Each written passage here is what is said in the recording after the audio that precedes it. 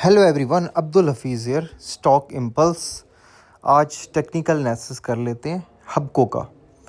ये हबको का weekly chart है और ये कैंडल स्टिक चार्ट है। वीडियो को फुल स्क्रीन पे देखें मोबाइल पे। और नीचे मैकडी का इंडिकेटर लगा हुआ है।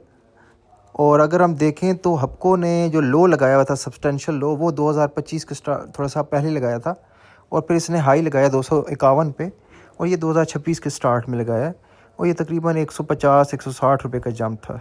ठीक है। और मूविंग एवरेज जो मैंने लगाई हुई है ब्लू कलर में, ये है 50 की moving average, simple moving average.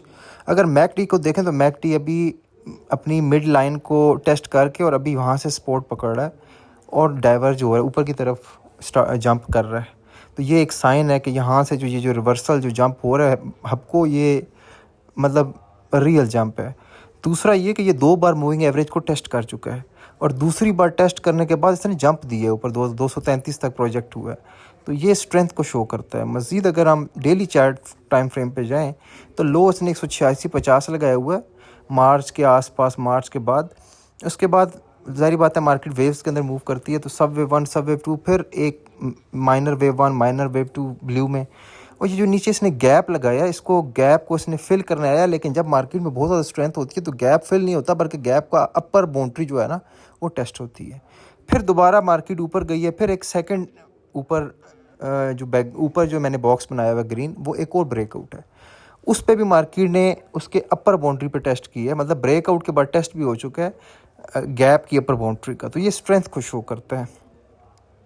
मज़ीद अगर हम 4 आवरली चार्ट के अंदर आएँ और 30 की मूविंग एवरेज लगाएं तो 30 की मूविंग एवरेज भी एक बार ब्रेकआउट होने के बाद टेस्ट हो चुकी है और उसके बाद मार्केट उसको टेस्ट तकरीबन की करके जंप और ले रही है ऊपर की तरफ। और जबकि अगर हम RSI relative strength index indicator देखें तो वो भी 50 से रिजेक्ट हो रहा है, ऊपर की तरफ जंप लिया है। और अगर ये blue line yellow line cross करता है तो ये एक और हिंट है जो कि तकरीबन क्रॉस हो चुकी है कि इसमें स्ट्रेंथ है।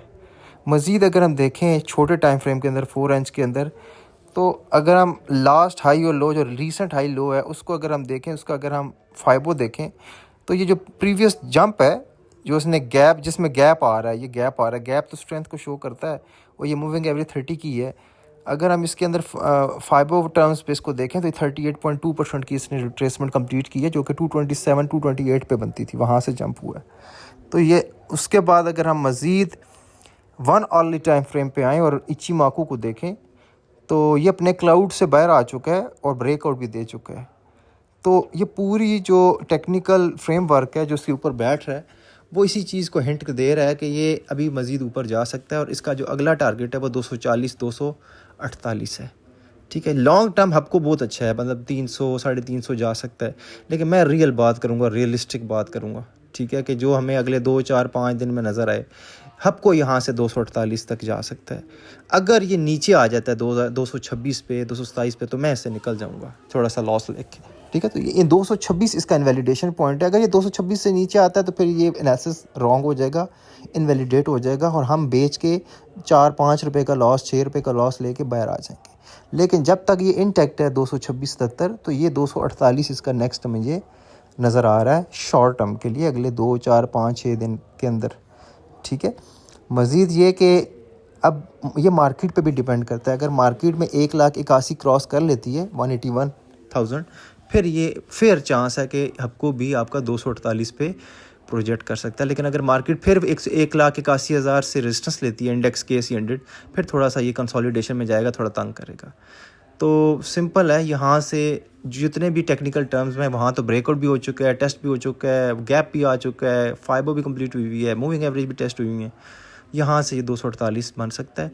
नहीं जाता 226 पे वापस आ जाता है, मैं इसको बेच के निकल जाऊँगा। ठीक है। Thank you very much.